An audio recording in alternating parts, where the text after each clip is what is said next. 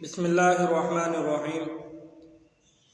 حدیث شریف کا مفہوم ہے کہ جس شخص نے جان بوجھ کر ایک نماز بھی چھوڑ دی، جان بوجھ کر، غلطی سے بھولے سے ہوئی، اس کا حکم الگ ہے، یا مجبوری میں چھوڑ دی، سفر میں ہے، جان بوجھ کر جس نے نماز چھوڑ دی، گویا اس کے گھر کے لوگ، مال و دولت سب کچھ چھین لیا گیا ہو اور وہ اکیلا کھڑا رہ گیا ہو۔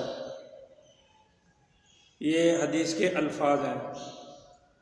تو اس قدر نقصان ہوتا ہے۔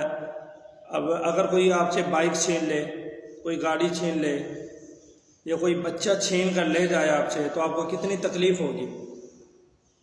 حدیث شریف میں آیا ہے تو کوئی نماز نہ پڑھے، جان بوجھ کر ایک نماز کو ضائع کر دے، اس کا نقصان کتنا بتایا گیا ہے کہ آپ کے گھر کے مال اور دولت اور بیوی بچے سب کچھ، گھر کے سب لوگ چھین کر لے جاؤ۔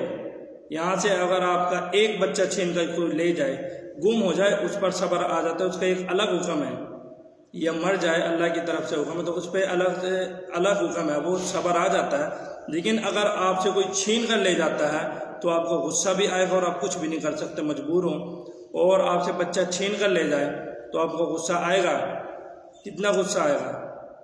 تو کس قدر خسارے کی بات ہے کہ حدیث شریف میں یہ واضح الفاظ میں کہا گیا ہے کہ ایک نماز چھوڑنے کا نقصان اتنا ہے کہ اس کے مال اور دولت، گھر کے سارے لوگ چھین لیے گئے ہوں اور وہ اکیلا کھڑا رہ گئے ہوں۔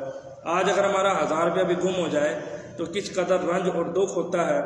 اور یہاں نمازوں کی، دن میں 5 نمازیں ہیں تو 5 کی 5 نمازیں ضائع ہو گئی، فوت ہو گئی، احساس تک نہیں ہوتا۔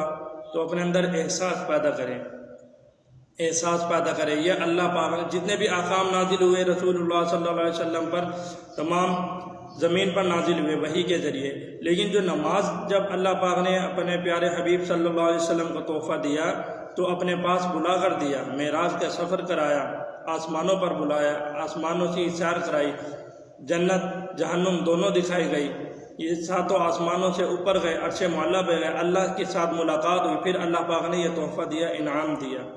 تو معلوم ہوا کہ اس کی اہمیت، یہ بھی تو زمین پر نازل ہو سکتی تھی، لیکن اس کی قدر اور اہمیت بتانے کے لیے کہ یہ اتنی اہم ہے، اس لیے اللہ پاک نے اپنے پیارے حبیب صلی اللہ علیہ وسلم کو اپنے پاس بلا کر یہ تحفہ دیا۔ تو اس کا اہتمام کیا جائے، اس کو ہلکے میں نہ لیا جائے۔ ایک حدیث شریف کا مفہوم ہے کہ کل قیامت کے روز سب سے پہلے نماز کا حساب ہوگا۔ جس کی نماز پوری نکل آئی، پوری اور اچھی نکل آئی، تو اس کی باقی اعمال بھی اچھے نکلیں گے، اور جس شخص کی نماز ادھوری ہے، کمزور ہے، نماز میں کمی ہے، تو اس کا ڈر ہے، خطرہ ہے کہ اس کے باقی اعمال بھی خراب نکلیں گے۔ تو اپنی نمازوں کو درست کیجئے۔ آپ سب لوگوں سے یہ گزارش، اس کا حقدار، اس کا مستحق میں بھی ہوں، یہ پہلے میرے لیے ہے، پہلے میرے لیے ہے، میں بھی کمزور ہوں، میں بھی چاہتا ہوں کہ میری بھی 5 نمازیں ہوں، اللہ کا حکم ہو، نبی کے طریقے کے مطابق ہوں، اللہ کے حکم پر عمل ہو۔ تو اس کا، یہ مجھے بھی ضرورت ہے اس کی۔ تو آپ سب لوگوں سے بھی گزارش ہے کہ آپ بھی نمازوں کا اہتمام کریں۔